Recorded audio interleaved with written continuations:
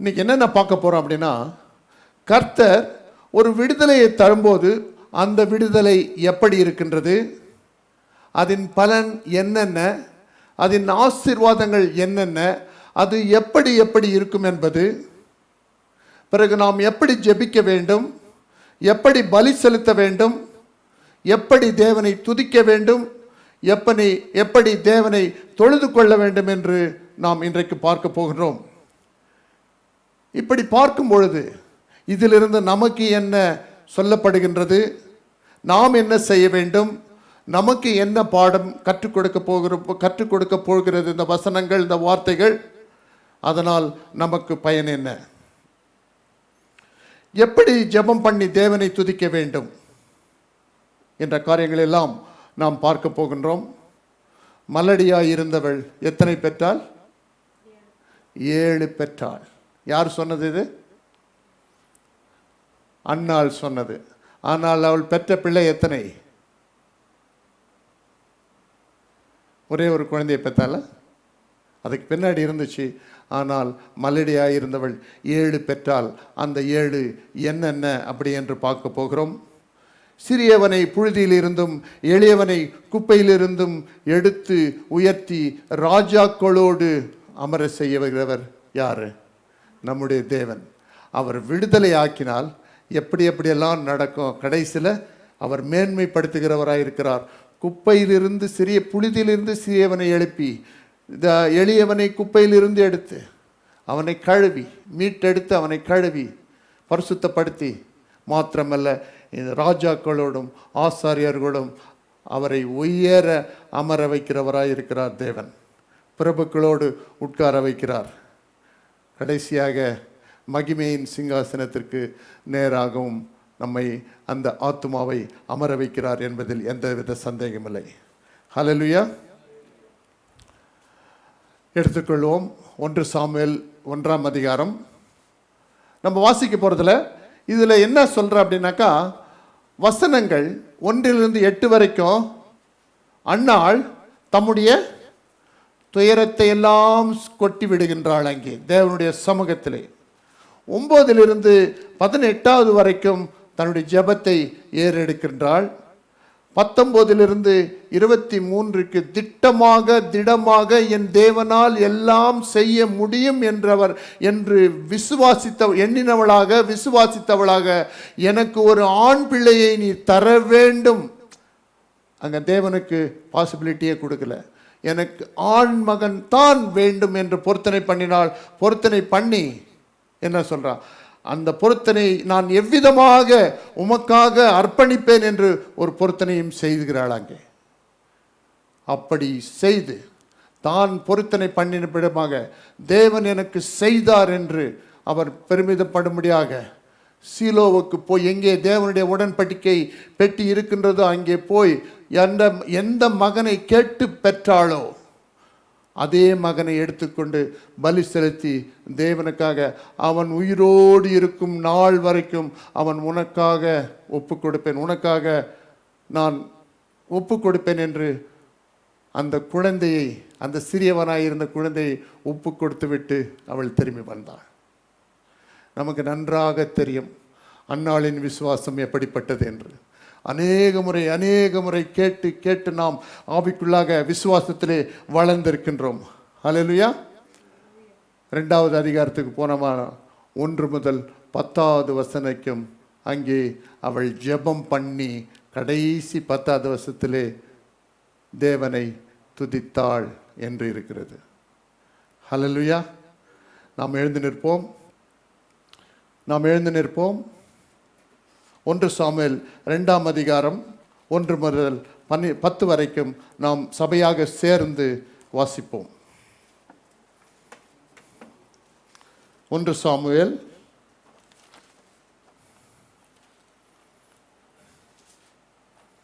2ஆம் அதிகாரம் 1 முதல் 10 வரைக்கும் எல்லாரும் சேர்ந்து ஒருமித்து நாம் வாசிப்போம்.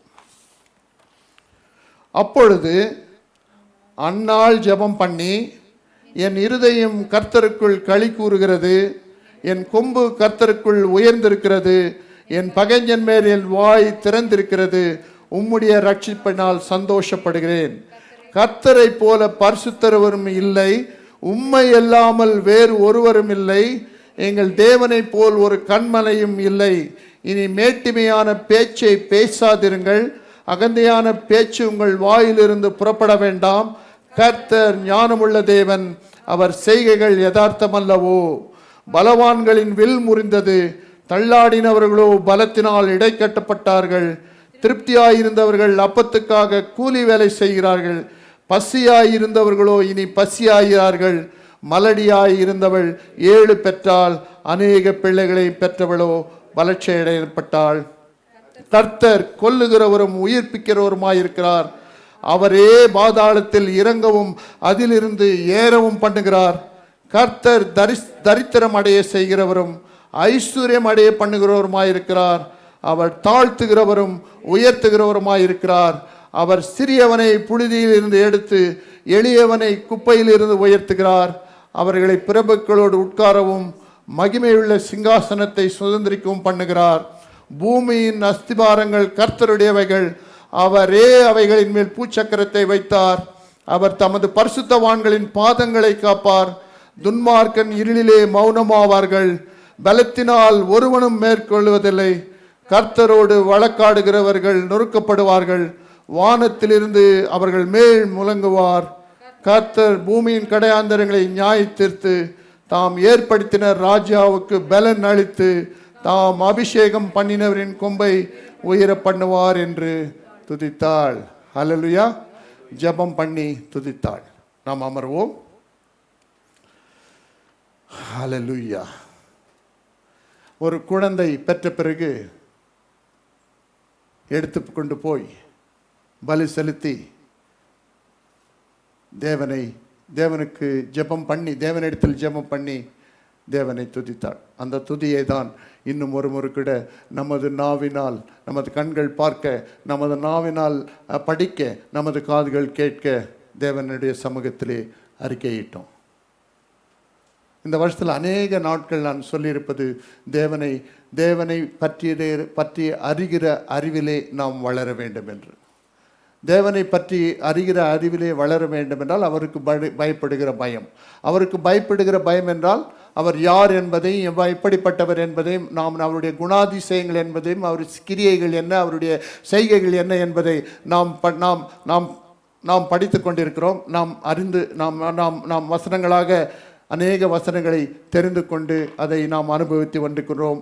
இன்னுமாக கூட அதை சாட்சியாக எடுத்துக்கொண்டு தேவனை நாம் மகிமைப்படுத்தி கொண்டிருக்கிறோம். இல்லையா? உண்மையா? உண்மைன்னா ஒரு ஹல்லேலூயா சத்தமா சொல்லுங்க பார்க்கலாம். ஹல்லேலூயா.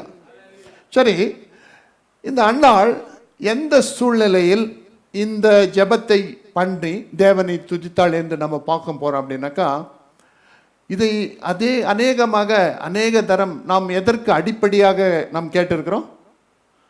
அன்னாளுடைய ஜெபம் இல்லை. எதுக்கு என்ன காரணம்? குழந்தை இல்லாத என்ன காரணம்? அவளுடைய விசுவாசத்தை பற்றி.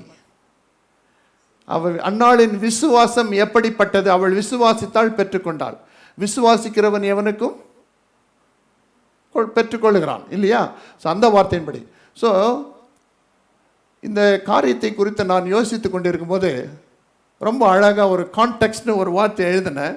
எந்த சூழ்நிலையில் எப்படி அப்படின்னு பார்த்தோம்னாக்கா, தேவன் ஆதியிலே திட்டம் பண்ணினார். என்றைக்கு கீழ்ப்படியாமையினால் மனிதன் பாவத்திலே வீழ்ந்தானோ அன்றைக்கே இல்லை, அதற்கு முன்னதாகவே தேவன் திட்டம் பண்ணினார். பூமியில் படைத்த என் குமாரனை மீட்பதற்காக பரலோகத்தில் என்னுடைய மகனை நான் பூமிக்கு அனுப்பி அவரால் ரட்சிப்பு உண்டாக, குமாரன் விடுதலையாக்கினால் மெய்யாகவே விடுதலையாகுவார் என்று பரிசுத்தாவே எழுதி வைத்தது போல நாம் எல்லோரும் விடுதலையாக வேண்டும், ரட்சிக்கப்பட வேண்டும். இழந்த அன்பை மீண்டுமாக தேவனோடு ஒப்புரவாக வேண்டும். இழந்த பிள்ளையை அவர் திரும்பும் மகனாக நம்மளை ஏற்றுக்கொள்ளும்படியாக எல்லாவற்றையும் செய்ய திட்டமிட்டு வைத்திருக்கின்ற வேளையிலே அப்படியே மோசேவுக்கு வராங்க. மோசே அங்கே வரும்போது என்ன நடக்குது? ஒரு குரூப் வந்து என்ன பண்ணுறாங்க? அவருக்கு எதிராக நிற்கிறார்கள். யாருடைய கூட்டம் அது? கோராகின் கூட்டம். கோராக் என்றவருடைய தலைமையிலே யார்? அவருடைய சித்தப்பா பையன் தான் கோராக். இந்த இந்த இந்த ஹிஸ்ட்ரி எல்லாம் நம்மளுக்கு நன்றாகவே தெரியும். அங்கே வரான். இந்த கோராகின் கூட்டத்தில் வந்தவர் தான் அன்னாளின் ஹஸ்பண்ட் எல்கானா. என்ன அப்போது அந்த அந்த அந்த அந்த இஸ்ரவேல் ஜனங்களிலே என்ன இருக்குனாக்கா, இவன் அல்லது இவர்கள் அல்லது இந்த சந்ததி கோராகின் சந்ததி, கோராகின் சந்ததியில் கோராகின் கூட்டத்தை சேர்ந்தவர்கள். ஏன்னா கோராகு மறிச்சு போனால் அவருடைய பிள்ளைகள் யாரும் அந்த பாவத்தை செய்யவில்லை. அதனால் அந்த சந்ததி வந்துட்டே இருக்குது. இருந்தாலும் அவன் செய்த பாவத்தின் நிமித்தமாக அந்த சந்ததியும் இந்த சமூகத்திலிருந்து ஒதுக்கி வைக்கப்பட்டது. இது லேவியின் கோத்திரத்தில் இருந்தாலும் அவர்கள் லேவி செய்கிற எந்த ஆசாரிய ஊழியத்திலும், இது உடன்படிக்கை பெட்டி மன்னிக்கணும், அந்த டேபர்நாக்கிள் இருக்குல்ல, ஆசரிப்பு கூடாரத்தில் எந்த ஊழியமும் அவர்களுக்கு இல்லாமல் இருந்தது. எந்த ஊழியத்தையும் செய்ய அந்த இஸ்ரவேல் ஜனங்கள் அனுமதிக்கவே இல்லை. மனுஷனுடைய தன்மை என்னன்னாக்கா, எப்போவாவது ஏதாவது ஒரு தப்பை கண்டுபிடிச்சிட்டாங்களேனாக்கா அந்த தப்பை அவன் நெத்தியில் எழுதி ஒட்டிட வேண்டியது. நம்ம கூட சிறு வயசுலேயே அந்த வயசில் ஒரு சிறிய தவறுகளை செய்திருக்கலாம். ஆனால் நம்மை சார்ந்த குடும்பமோ, நம்மை சார்ந்த சமூகமோ, நம்மை சார்ந்த ஈவன் இங்கே இருக்கின்ற நம்ம சகோதரர்கள் கூட அவன் அப்படிப்பட்டவன், அவள் அப்படிப்பட்டவன், அவர்கள் அப்படிப்பட்டவர்கள்.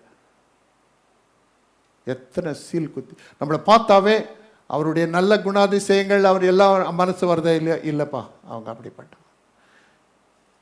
இப்படிதான் ஒதுக்கி வைக்கப்பட்ட ஒரு சந்ததி, ஒரு கூட்டம் அப்படியே வந்துனே இருக்குது. அந்த கூட்டத்தில் வந்தவர் தான் எல்கானா. அந்த எல்கானாவின் மூலம் அன்னாளுக்கு பிள்ளை இல்லாதிருந்தது. தேவன் என்ன செய்து வைத்தார்? அவர்கள் தீர்க்கதரிசிகளையும் ஏற்படுத்தி தம்முடைய ஜனங்களை வழி நடத்தி வந்தார். அவர் முதல்ல மோசேவோடு பேசி ஜனங்களுக்கு சொல்லியிருந்தார். அப்புறம் தீர்க்கதரிசிகளை ஏற்படுத்தி போய் சேரணும். ஆசாரிகள் தீர்க்கதரிசியும் போய் பேசுவாங்க. தேவன் என்ன சொல்கிறாரோ அதை ஜனங்களுக்கு சொல்லி ஜனங்களை வழி நடத்தின்னு வந்தார். அப்புறம் நியாயாதிபதிகளை ஏற்படுத்தினார். ஆனால் ஜனங்க என்ன பண்ணாங்க? மற்றவங்களுக்கு ராஜா இருக்கிறது போல எங்களுக்கும் ஒரு ராஜா வேண்டும் என்று தேவனிடத்தில் போராடினார்கள். ஆனால் தேவனுடைய திட்டம் அது கிடையாது. போராடி கொண்டிருந்தார்கள். தேவன் என்ன பண்ணுறாரு? எங்கேயோ ஒரு பெண் என்னை குறித்து மேன்மை பாராட்டி ஜெபிக்கின்றாள். சேனைகளின் கர்த்தாவே அப்படின்னு சொல்லிட்டு ஜெபத்தை ஆரம்பிக்கிறார். யோசித்து கொண்டிருந்த தேவன், திட்டமிட்டு வைத்திருந்த தேவன் திட்டத்தை சற்றே மாற்றி, சரி இவர்கள் கோரிக்கையை நான் நிறைவேற்றுகிறேன் என்று இவர்களுக்கு ஒரு ராஜாவை நான் ஏற்படுத்த வேண்டும். அதற்கு முன்பாக நியாய சாஸ்திரியாகவும் இருக்க வேண்டும், தீர்க்கதரிசியாகவும் இருக்க வேண்டும், ராஜாக்களை ஏற்படுத்துகிறவர்களாக இருக்க வேண்டும். அப்படிப்பட்ட ஒரு ஆளை உருவாக்கணும். ஏன்? தானே அடைத்து வைத்திருந்த ஒரு கர்ப்பத்தை திறந்து அவள் வேண்டுதலின்படி, அவள் கேட்டுக்கொண்டதின்படி, வானத்தை எல்லாம் நீ படைத்த சேனைகளின் கர்த்தாவே, பூமியெல்லாம் படைத்த சேனைகளின் கர்த்தாவே, பூமிக்குரிய பன்மை என்ன, தன்மை என்ன, எல்லாம் பலுகி பெருக வேண்டும் என்று நீர் கட்டளை கொடுத்து வார்த்தை கொடுத்து இது நாள் வரைக்கும் அப்படியே செய்து வருகிறவரே, என்னை மட்டும் ஏன் பலுகி பெருக வைக்கவில்லை?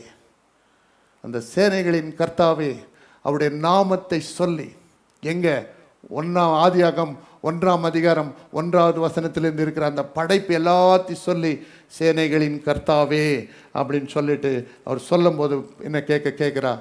எனக்கு ஒரு ஆண் குழந்தை, பெண்ணை கூட கேட்கல, ஒரு குழந்தை கேட்கல, ஆண் குழந்தை கொடுத்தாராகில் நான் உயிருள்ள நாள் வரைக்கும் நான் அவனை உன்னுடைய சந்நிதியிலே நான் வைத்து உனக்காக ஊழியம் செய்ய வைப்பேன் என்று சொல்லி கேட்கிறாள். ஜெபத்தை கேட்ட தேவன் அவள் கர்ப்பத்தை திறந்து ஒரு குமாரனை கொடுக்கிறார். அவருக்கு என்ன பேர்? சாமுவேல். கூட்டிட்டு வந்து அவள் பொருத்தனை செய்தபடியே, அந்த வசனம் பார்த்தீங்கன்னாக்கா அவன் குழந்தையாகவே இருந்தான், பால் மறக்காமலே இருந்தான். அவனை கூட்டிட்டு வந்து அங்கே அந்த சீலோவாவுக்கு வந்து எங்கே தேவனுடைய பெட்டி இருக்கிறதோ அங்கே வந்து அங்கே தன்னை சர்டிஃபை பண்ணிக்கிறேன், நான் யாருன்னு சொல்லிட்டு அங்கே சொல்லியிருக்கிறேன். என்ன சொல்கிற? இந்த பிள்ளைக்காக விண்ணப்பம் பண்ணினேன்.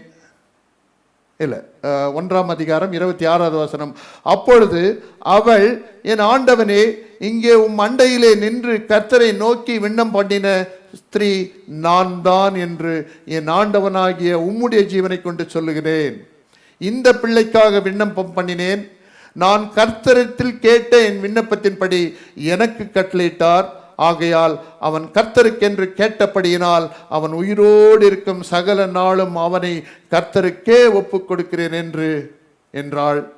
அவன் அங்கே கர்த்தரை பணிந்து கொண்டான்.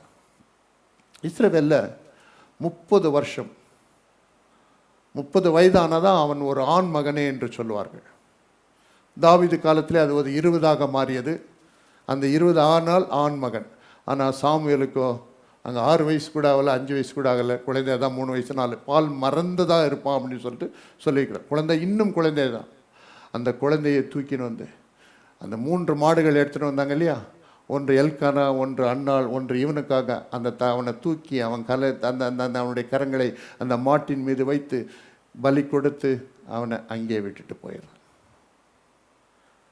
தேவனிடத்தில் நம்ம கூட எத்தனையோ நேரத்தில் பொருத்தனைகள் பண்ணியிருக்கிறோம், எத்தனையோ நேரத்தில் மறந்தும் போயிருக்கிறோம். ஆனால் நாம் மறக்கலாம், தேவன் மறக்காத தேவன், எல்லாவற்றையும் நினைவில் வைத்திருக்கிற தேவன். ஸோ இப்போ இங்கே சாமுவேல் இருக்கிறார். தள்ளப்பட்ட சந்ததி, தள்ளப்பட்ட ஜனங்கள். இப்போ கர்த்தர் வந்து இந்த கோராகின் வம்சத்திலிருந்து ஒருவனை எழுப்புகிறார். யார் அவர்னாக்கா சாமுவேல். இந்த எப்படி இந்த சிவியாரிட்டி இருக்குது அப்படின்னு பார்த்துக்கணும் அப்படின்னாக்கா, எண்ணாகமம் 27:3 நம்ம வாசித்தோம் அப்படின்னாக்கா, அங்கே ஒரு சம்பவம் நடக்கின்றது. ஒரு 4 பெண் பிள்ளைகள் அங்கே வராங்க. வந்து மோசே கிட்ட ஒரு விண்ணப்பத்தை கேட்குறாங்க. எங்கள் தகப்பனார் அவர் செய்த பாவத்தினால் மரித்து போனார், அவருக்கு ஆண் பிள்ளை இல்லை. அதனால் நாங்கள் பிழைப்பதற்காக எங்களுக்கு நீங்கள் என்ன பண்ண, ஒரு பங்கை நீங்கள் வந்து எங்கள் அந்த குடும்பத்தில் அந்த சந்ததியில் நீங்கள் அதாவது பண்ணி கொடுக்கணும். அப்போ மோசே என்ன பண்ணுறாரு, கர்த்தருடைய சந்நிதியில் இந்த நியாயத்தை சொல்கிறார். தேவனே, கர்த்தாவே இப்படி சொல்கிறாங்க. அப்போ தேவன் சொல்கிறாரு, எஸ், அவர்கள் சொல்லுவது சரிதான். அவர்கள் கோராகு கூட்டத்தை சேர்ந்தவர்கள் அல்ல, ஆனால் கோராகின் சந்ததி அவர்களுக்கு நியாயம் செய் என்று மோசே கேட்டு சொல்ல அவர் காணியை பிரித்து கொடுக்கின்றார். இப்படி தான் இஸ்ரவேல் ஜனங்களில் இந்த கோராகு சந்ததி, கோராகின் பிள்ளைகளும் கோராகின் கூட்டத்தாருக்கு ஏற்பட்ட அதே நிலைமை கோராகின் சந்ததிக்கு வந்தது. அந்த சந்ததியில் வந்தவர் தான் இந்த சாமுவேல். சாமுவேல் அபிஷேகம் பண்ணினது யாரு?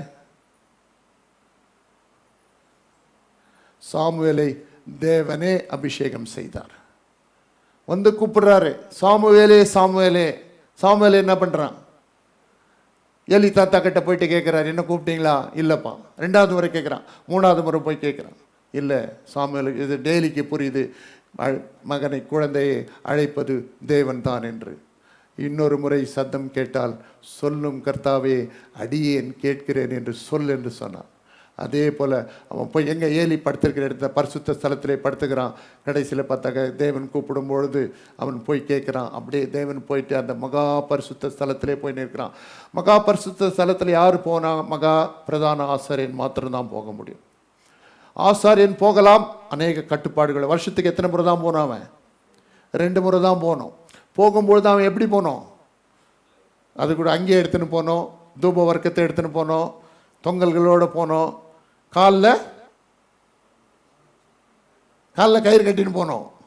ஒருவேளை ஏதாவது தப்பு நடந்து தேவன் அவனை அடிச்சுட்டாருனாக்கா, இந்த தொங்கல்கள் சத்தம், மணி சத்தம் வரலனாக்கா, சத்தமே வரலனாக்கா கயிறு கட்டித்தான், யாரும் உள்ளே போக முடியாது, வெளியே தான் வரணும். ஆனால் மகா பரிசுத்த ஸ்தலத்தில் மகா பரிசுத்த ஆசாரியன் மாத்திரம் போய் வருவான். அவன் ஒருவன் மாத்தினால் உயிரோடு போக முடியும், உயிரோடு வெளியே வர முடியும்.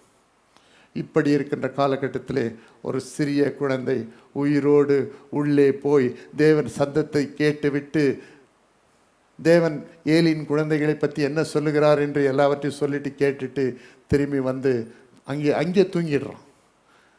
காலையில் எல்லாம் எழும்போது மகா பரிசுத்த ஸ்தலத்திலிருந்து எழுந்து வரான். நான் சொன்னல, தேவன் விடுவிக்கும் பொழுது, தேவன் அபிஷேகிக்கும் பொழுது அது எப்படியா இருக்கும். மலடியாய் இருந்தவள் 7 பெற்றாள் என்று இருக்கிறது. ஹல்லேலூயா. ஸோ இந்த இந்த இந்த சம்பவங்கள் உங்களுக்கு அநேகருக்கு தெரிந்ததாக கூட ஒரு சில காரியங்கள் புதிதாக இன்றைக்கு உங்களுக்கு சொல்லுகின்றார். ஹல்லேலூயா. அன்னாளுக்கோ பிள்ளை இல்லாதிருந்தது, கர்த்தரோ அவள் கர்ப்பத்தை அடைத்திருந்தார். ஏன் அடைச்சி வச்சார் அப்படின்னாக்கா, என்னுடைய திட்டத்திலே ஒரு காரியம் உண்டு. நான் விடுதலை ஆக்கும் பொழுது அவர்கள் மெய்யாகவே விடுதலை ஆக்க வேண்டும் என்று ஒரு பிள்ளையை கொடுப்பதற்காக, நேரம் வருவதற்காக, அந்த நேரம் வந்த பொழுது அழகாக அன்னாள், அது புரிஞ்சோ புரியலோ தெரிஞ்சோ தெரியலையோ, அவள் ஜெபம் செய்தான். எனக்கு ஒரு ஆண் பிள்ளையை கொடுக்கும். அவன் தலையில் சவரன் கத்திப்படுவதில்லை. அவன் உயிரோடு இருக்க நாளுமெல்லாம் அவன் உனக்காக தேவாலயத்தில் இருக்கும்படி நான் அவனை விட்டு விடுகின்றேன். அவருடைய திட்டம், அவருடைய சித்தம் காலம் நிறைவேறின போது அந்த குழந்தையை கொடுத்து அதன் மூலம் தேவன் எல்லாவற்றையும் செய்ய வைக்கிறார். நாமும் கூட அநேக நேரங்களிலே எத்தனையோ இக்கட்டுகளில் இருந்திருக்கலாம், கட்டுகளில் இருந்திருக்கலாம். ஒரு சில சூழ்நிலை வரும். இந்த சூழ்நிலை தீர்ந்து போனால், முடிந்து போனால், என்னுடைய வாழ்க்கை நன்றாக இருக்குமே, நாங்கள் நன்றாக இருப்போமே, எங்கள் பிள்ளைகள் நன்றாக இருக்குமே, என் குடும்பம் நன்றாக இருக்குமே, யோசித்து யோசித்து வந்திருக்கலாம். ஆனால் இது நாள் வரைக்கும் அதிலிருந்து ஒரு விடுதலை இருக்காது. ஒரு சில கஷ்டங்கள் இருக்கலாம். இந்த கஷ்டம் எப்பொழுது தீரும், எப்பொழுது தீரும்? கர்த்தாவே இன்னைக்கு முடிச்சிட்டீங்களா, நாளை இந்த நாள் சந்தோஷமா இருப்பனே.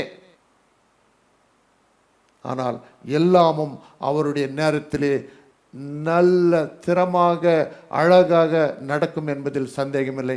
நாம் அவரோடு நம்பிக்கையாக இருந்து விசுவாசமாக இருக்கும் பட்சத்து கூட நம்ம ஜெபம் பண்ணும்போது நான் அடிக்கடிக்கு சொல்வது உண்டு, நம்ம உலகத்தின்குரிய காரியங்களை, ஆசீர்வாதங்களை மாற்றி கேட்டுக்கொள்வதற்கு மாத்திரம் ஜெபம் அல்ல, தேவனுடைய திட்டம் சித்தம் என்ன என்பது அதோடு நம்முடைய திட்டம் இருக்கும் பட்சத்திலே அதில் ஒரு விடுதலை உண்டு, ஆசீர்வாதம் உண்டு, பலன் உண்டு.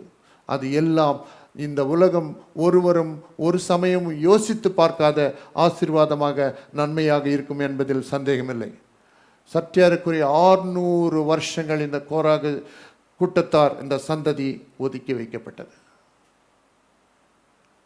அப்போ தேவன் அந்த திட்டத்தின்படி எல்லாம் இருக்கும்போது இவள் ஜெபம் செய்யும் பொழுது எப்படி ஜெபம் செய்தாள்?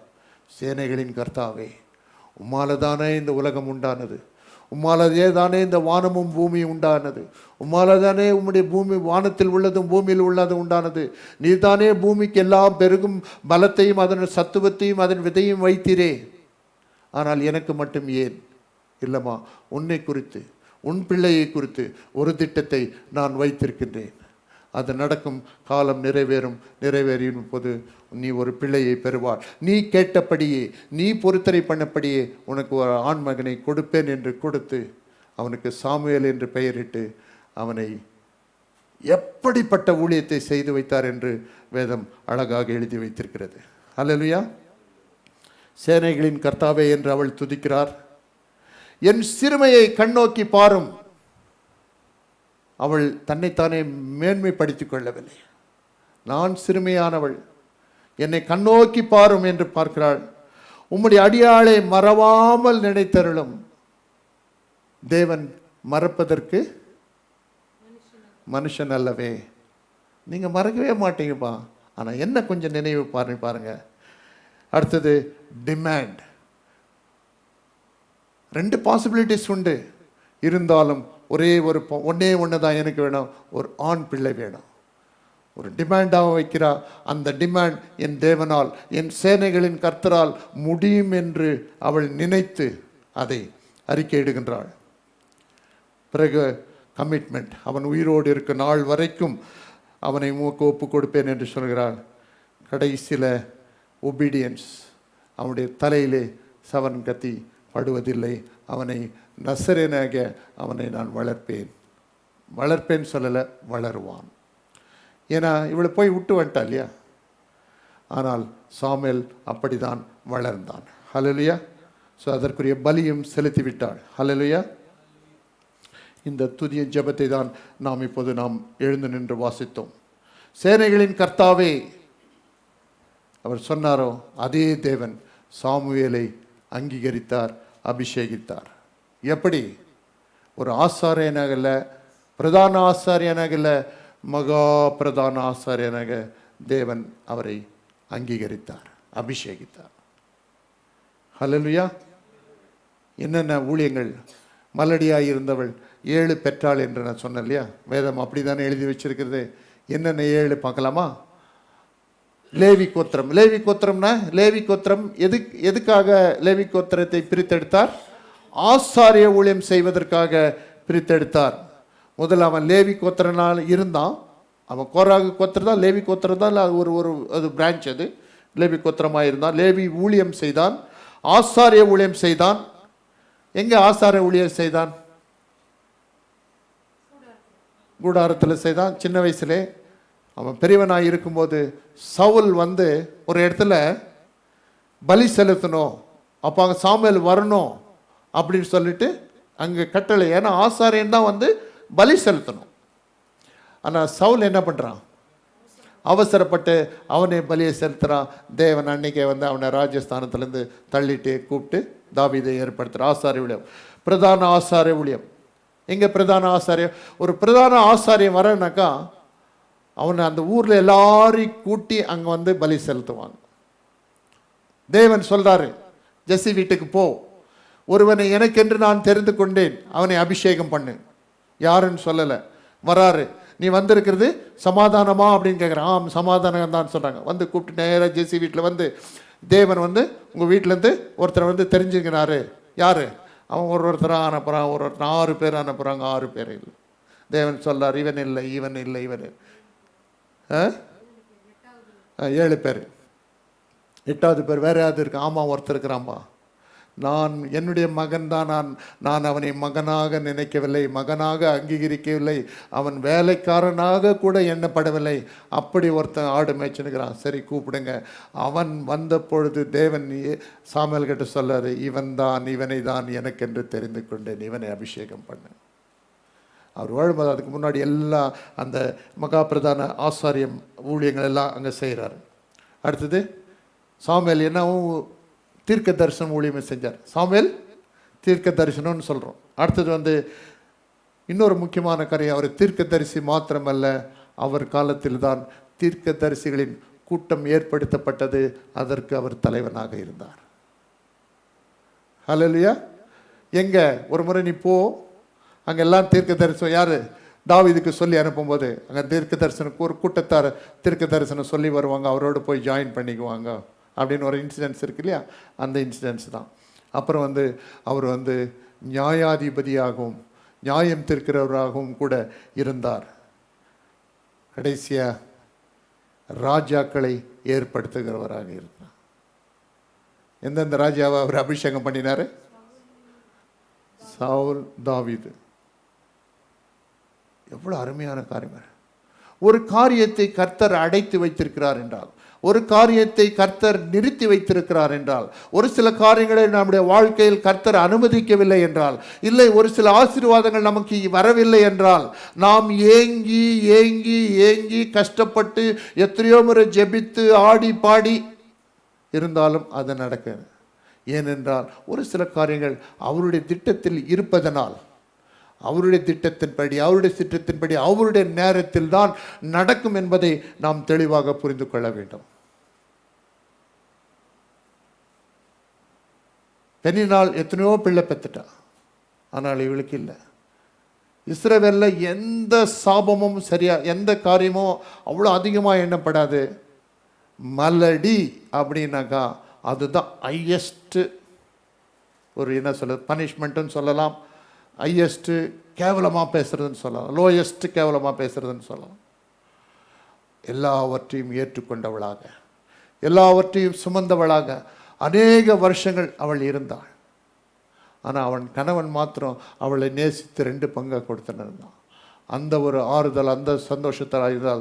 ஆனால் அவளுக்கு தெரிந்திருக்கிறது, ஒரு தேவன் உண்டு, அவர் இந்த வானத்தையும் இந்த பூமியத்தையும் வார்த்தையினால் படைத்தவர், அவர் சேனைகளின் கர்த்தர் என்று அவள் அறிந்தவராக தெரிந்தவளாக அந்த எங்கே உடன்படிக்கை பெட்டி இருக்கிறதோ அந்த தேவாலயத்திலே வந்து அவள் முறையிடுகின்றாள்.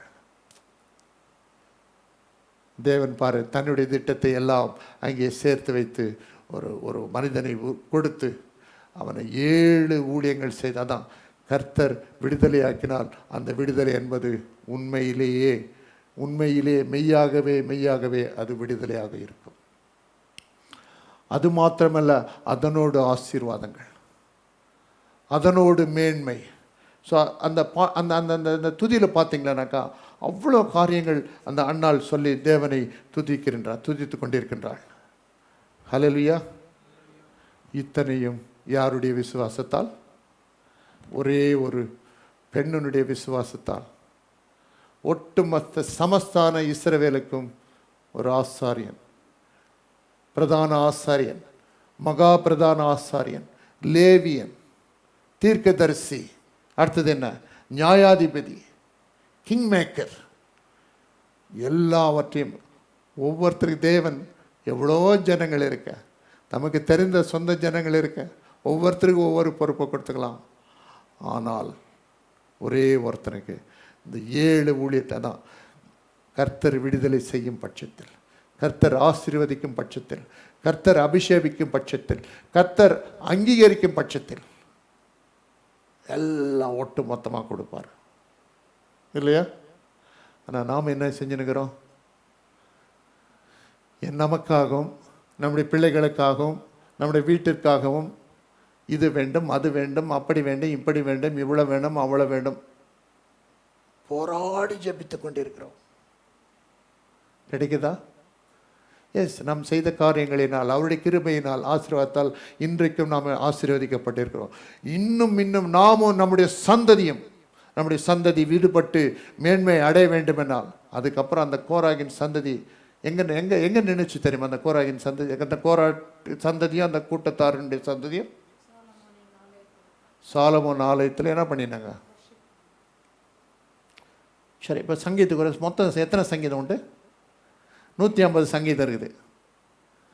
அதில் 11 சங்கீதம் வந்து கோராகின் புத்திரருக்கு ஒப்புவிக்கப்பட்ட சங்கீதம். 42 எடுத்துக்கலாமா? அதில் ரொம்ப அருமையான எல்லாருக்கும் தெரிஞ்ச ஒரு வசனம் பண்ணுக்குது. 42, மானானது நீரோடைகளை வாஞ்சித்து கதறுவது போல தேவரே என் ஆத்துமா உம்மை வாஞ்சித்து கருகிறது. முதல்ல தொடக்கமே 42, 44, 44 இருந்து 49 7 சங்கீதங்களும், 84, 85, 86 தவிர 87, 88 இந்த கோராகின் புத்திரர்களுக்கு ஒப்புவிக்கப்பட்ட சங்கீதம். அது எப்படின்னாக்கா, இந்த சாமுவேலின் பேரன் வந்து அவனை வந்து அங்கே இந்த பாடல் பாடுகிறவர்களுக்கு தலைவனாக வைத்தார்.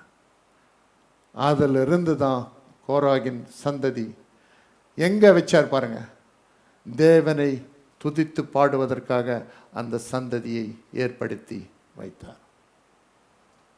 ஒரே ஒரு பெண்ணின் விசுவாசம், ஒரே ஒரு ஆத்மாவின் விசுவாசம், ஒரே ஒரு வார்த்தை, அந்த சந்ததி 600 வருஷங்களாக தள்ளப்பட்ட சந்ததி, ஒதுக்கி வைக்கப்பட்ட சந்ததி. ஸோ எத்தனை மகா மேன்மையான தேவன். அப்பாவே என்ன மகனே ஓடி வந்து நிற்கிறார், என் தேவனே என்னை ஓடி வருகிறார்.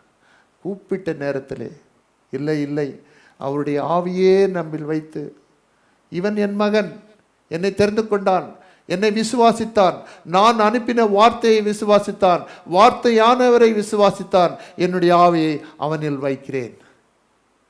அந்த பரிசுத்த ஆவியானவரை இவனை வழி நடத்து.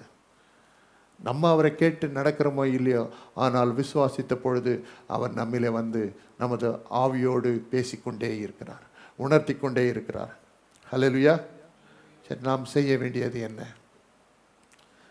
நாம் என்னவாக இருந்தாலும், எப்படியாக இருந்தாலும், எந்த பிரச்சனையாக இருந்தாலும், எந்தவித சோதனையாக இருந்தாலும், எந்தவித கஷ்டமாக இருந்தாலும், எந்தவித நஷ்டமாக இருந்தாலும், எந்தவித வேதனையாக இருந்தாலும் என்ன பண்ணோம்? அவரையே, அவர் ஒருவரையே துதிக்க வேண்டும். துதி எடுத்தால் சாத்தான் ஓடுவான்.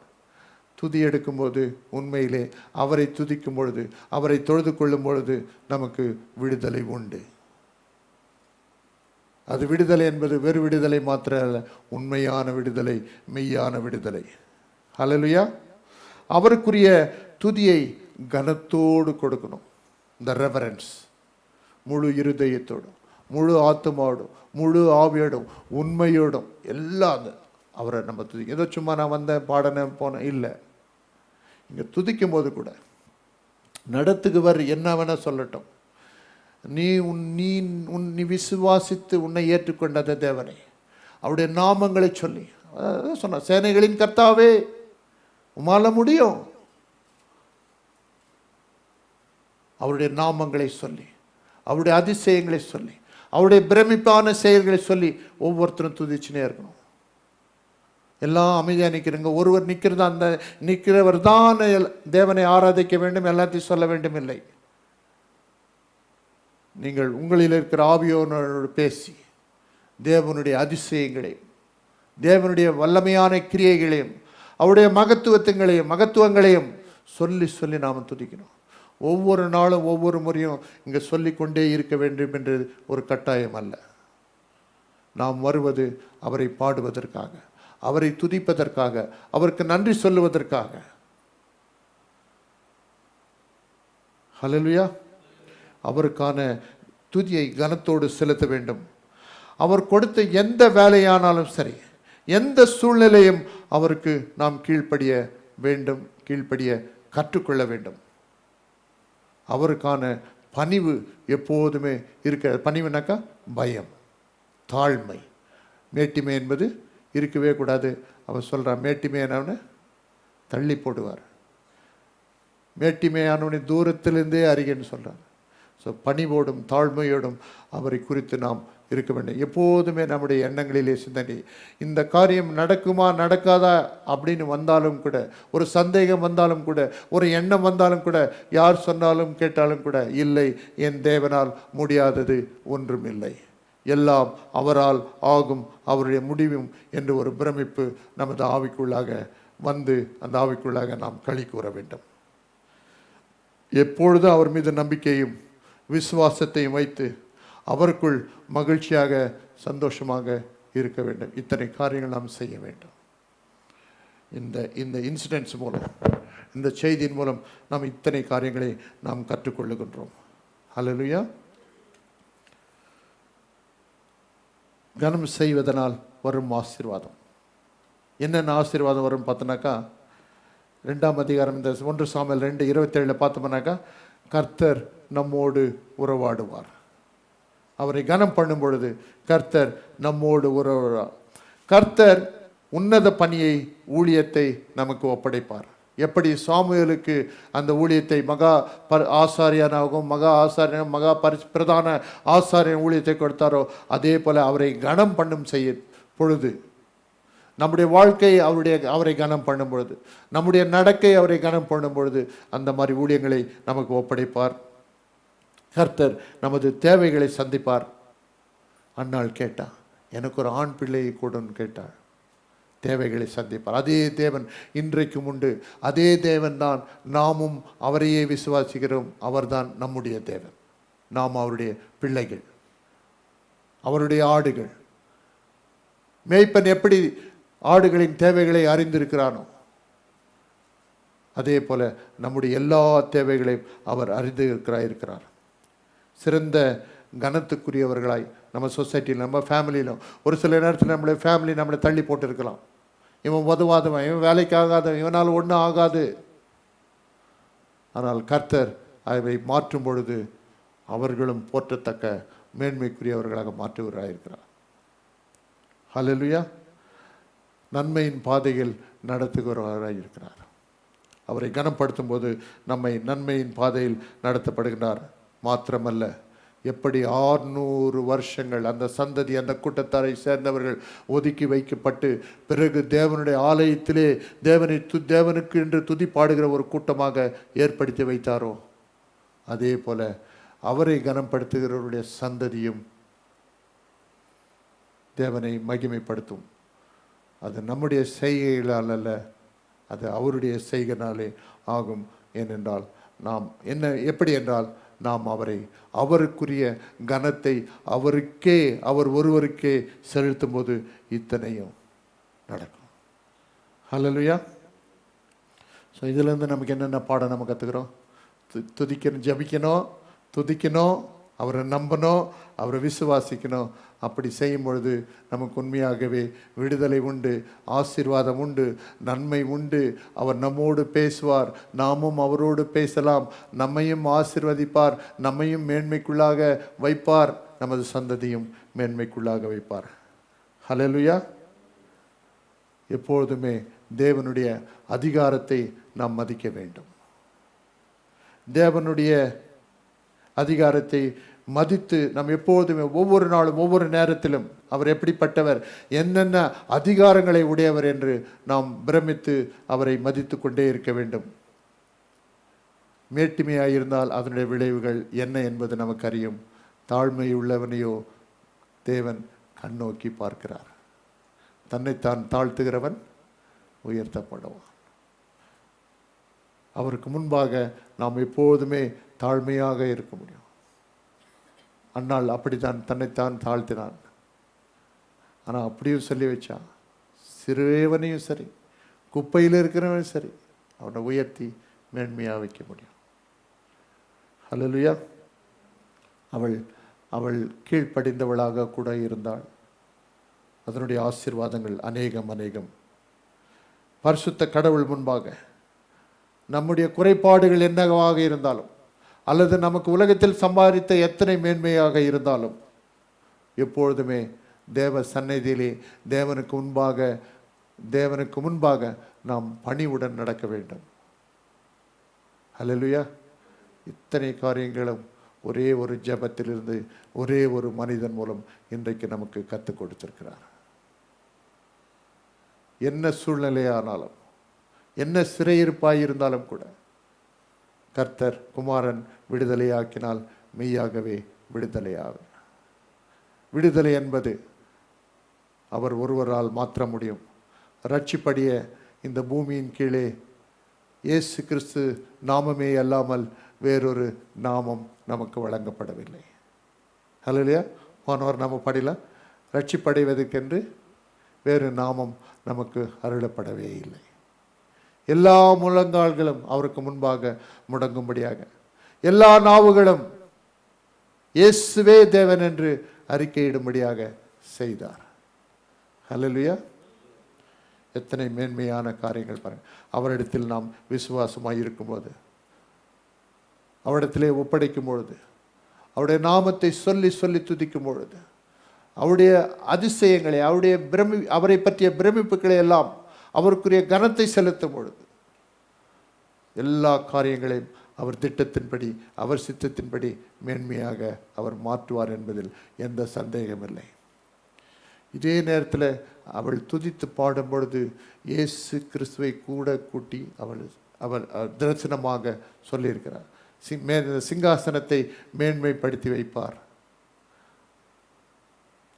அந்த சிங்காசனத்தில் யார்? தாவீது உட்கார்ந்தார். சவுல் தாவீது உட்கார்ந்தார். அவர் ஏற்படுத்தின அந்த சிங்காசனத்தில் தான் தம்முடைய சொந்த குமாரன் அமர்ந்து நியாயத்தீர்ப்பார் என்று இருக்கிறது. தாவீதின் சிங்காசனம் கடைசி வரைக்கும்.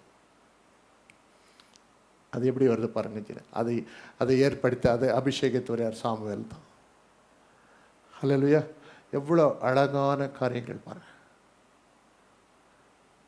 தேவன் இப்படிப்பட்ட ஒரு தேவனை எப்பொழுதுமே அவரையும் அவருடைய செய்கைகளையும் அவருடைய நாமங்களையும் துதித்து கொண்டே இருங்க. நம்ம கேட்டுனே இருக்க வேண்டாம்.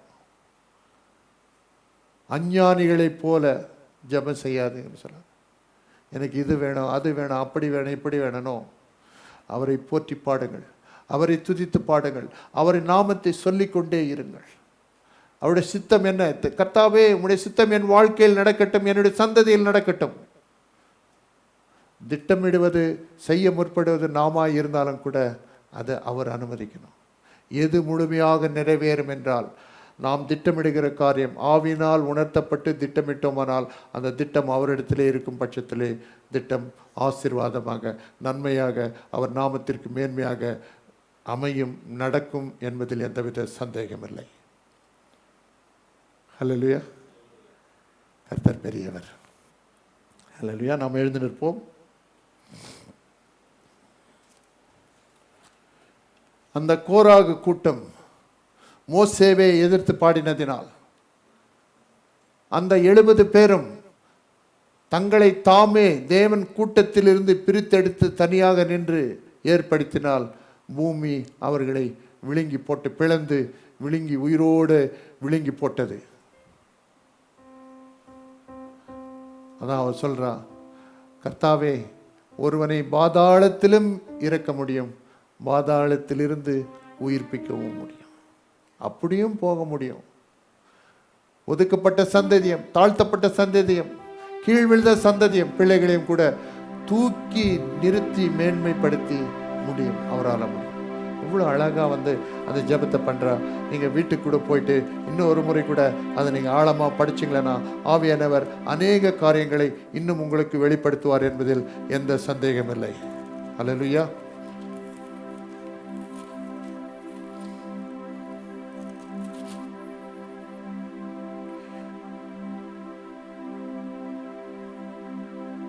உலகத்திலே நான் அநேக காரியங்களை செய்து சம்பத்தை சம்பாதித்து வைத்திருந்தாலும் கூட அவர் நினைக்கும் பட்சத்திலே அவனை தரித்திரவனாக செய்வார். ஒன்றுமே இல்லை, தம்மை தாமே தாழ்த்தி தேவனுக்குரியதை செலுத்தி தேவனை கனம்படுத்தி வைக்கும் பொழுது அவனிடத்தில் ஒன்றுமே இல்லாமலும் கூட அவனை ஐஸ்வர்யமாக்க வல்லவராயிருக்கிறார். ஹல்லேலூயா. திருப்தியாய் இருந்தவர்கள் அப்பத்துக்காக கூலி வேலை செய்கிறார்கள், பசியாய் இருந்தவர்களோ இனி பசியாயிருங்கள். எல்லாவற்றையும் மேலும் கீழுமாக உள்ளு வெளியமாக மாற்றுவார் தேவன். ஹல்லேலூயா. இந்த சர்வ வல்லமையுள்ள தேவனை நாம் தேவனாக கொண்டிருக்கின்றோம். அவர் நம்மை பிள்ளைகளாக வைத்திருக்கின்றார். அவருக்கு பிள்ளைகளாக நம்மை திரும்பவும் பிள்ளைகளாக மாற்றி அமைத்திருக்கிறார் நமது ஆண்டவராகிய இயேசு கிறிஸ்து. அவரை நாம் விசுவாசித்து, வார்த்தையானவரை விசுவாசித்து அவருக்கு நாம் பிள்ளைகளாய் இருக்கின்றோம். இது எத்தனை மகா பெரிய பாக்கியம். எங்கள் அன்பின் தேவனே, சேனைகளின் கர்த்தாவே, உம்மை ஸ்தோத்திரிக்கிறோம் ராஜா. இந்த வார்த்தையை சொன்ன பொழுது கர்த்தாவே, உமது திட்டமும் கர்த்தாவே அந்த பெண்மணியின் சந்ததியிலே வந்ததே கர்த்தாவே. ஒரே ஒரு வார்த்தை தானே சொன்னாள், அந்த வார்த்தை கூட நாங்கள் இன்றைக்கு சொல்லுகிறோம் ராஜா. சேனைகளின் கர்த்தாவே, எங்கள் வாழ்க்கையை நாங்கள் உமது இம்மிடத்திலே ஒப்படைக்கிறோம் ராஜா. மேலாக கூடவே எங்கள் சந்ததியை உமது கரங்களிலே ஒப்படைக்கிறோம் ராஜா. அநேக வேளைகளிலே உலகத்தின் பிரகாரமான காரியங்களில் நாங்கள் ஓடிக்கொண்டிருந்தாலும் கர்த்தாவே, உமது சித்தம், உமது திட்டம் என்ன என்பதை அறிந்து கொண்டு கர்த்தாவே, ஆவியானவரே எங்களுக்கு சொல்லிக் கொடுத்து நீ நடத்தும்படியாக நாங்கள் வேண்டிக் கொள்கிறோம் தேவனே. இன்றைக்கு கொடுத்த அநேக வார்த்தைகளை, வசனங்களை கர்த்தாவே, தேவனே, பாடங்களை கர்த்தாவே நாங்கள் மறந்து போகாமல் கர்த்தாவே, சேனைகள் கர்த்தர் ஒருவர் உண்டு என்று நாங்கள் அறிந்து அவருடைய பிள்ளைகளை அவருடைய பிள்ளைகள் நாங்கள் என்ற உணர்வு எப்போதும் எங்களோடு இருக்கும்படியாக கிருபை செய்யும்படியாக வேண்டிக் கொள்கிறோம் கர்த்தாவே. சாமுவேல் சொன்னது போல, எங்கள் எபினேசரே, இதுவரைக்கும் நடத்தி வந்த தேவன் இனிமேலும் நடத்துவார் என்று எபினேசராய் அவர் அழைத்தாரே. இந்த நாளிலும் கூட நாங்கள் உம்மை எபினேசரே என்று அழைத்து கர்த்தாவே, இதுவரைக்கும் எங்களை காத்தவரே, இனிமேலும் எங்களை காக்க போகிறவரே, உமக்கு நன்றி செலுத்துகிறோம், ஸ்தோத்திரிக்கிறோம் ராஜா. நன்றி நன்றி நன்றி செலுத்துகிறோம் ராஜா. வார்த்தைகளுக்காக நன்றி செலுத்துகிறோம், வசனங்களுக்காக நன்றி செலுத்துகிறோம். தேவனே, நாங்கள் தியானித்த வேளையில் அநேக காரியங்களை நாங்கள் கற்றுக்கொண்டோமே கர்த்தாவே. நீர் எப்படிப்பட்டவர் என்பதை இன்னும் ஒரு முறை கூட நீர் மறக்காதவர் கர்த்தாவே. நீர் ஏற்படுத்தினது நிலையானது என்று கர்த்தாவே, உம்முடைய விடுதலை நிலையானது என்று கர்த்தாவே, உம்முடைய விடுதலை நியாயமானது, நிலையானது, உண்மையானது, மெய்யானது என்று நாங்கள் இன்றைக்கு அறிந்து கொண்டோம் ராஜா. நன்றி செலுத்துகிறோம், ஸ்தோத்திரிக்கிறோம். இந்த நாளுக்காக நன்றி செலுத்துகிறோம், நாளின் ஆராதனைக்காக நன்றி செலுத்துகிறோம், இந்த நாளின் வசனத்திற்காக நன்றி செலுத்துகிறோம், இந்த நாளின் போதனைக்காக நன்றி செலுத்துகிறோம் ராஜா. எங்களை அழைத்தவரே உமக்கு நன்றி செலுத்துகிறோம், ஸ்தோத்திரிக்கிறோம் ராஜா. இந்த நாள் வரைக்கும் எங்களை நடத்தி வருகிறவரே, இனிமேலும் நடத்த போகிறவரே, உமக்கு நன்றி செலுத்துகிறோம், ஸ்தோத்திரிக்கிறோம், துதிக்கிறோம் ராஜா. நன்றி நன்றி ராஜா. எங்கள் எபினேசரே, உம்மை ஸ்தோத்திரிக்கிறோம் அப்பா. மீண்டும் மீண்டுமாக கர்த்தாதி கர்த்தாவே, உமக்குரிய கனத்தை உமக்குரிய துதியை பயத்தோடும் தாழ்மையோடும் உமக்கு செலுத்துகிறோம் அப்பா. ஏற்றுக்கொள்ளும் தேவனே, இயேசு கிறிஸ்து நாமத்தில் கேட்டுக்கொள்கிறோம் கர்த்தாவே. ஆமென். அல்லேலூயா.